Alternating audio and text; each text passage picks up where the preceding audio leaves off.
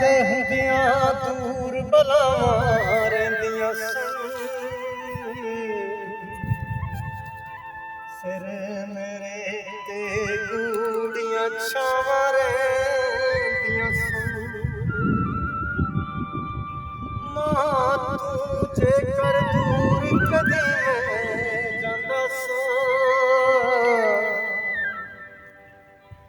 ਮਾਂ ਦੀਆਂ ਮੇਰੇ ਨਾਲ ਦੁਆਵਾਂ ਰਹਿੰਦੀਆਂ ਸਨ।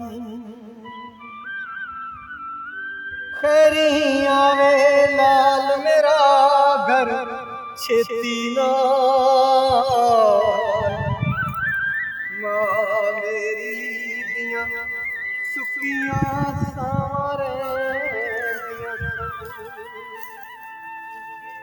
ਲਾਡ ਲਡਾਉਣੇ ਮੱਥਾ ਚੁੰਮ ਕੇ ਸੀਨੇ ਨਾਲ, ਗੱਲ ਮੇਰੇ ਵਿੱਚ ਮਾਂ ਦੀਆਂ ਬਾਵਾਂ ਰਹਿੰਦੀਆਂ ਸਨ।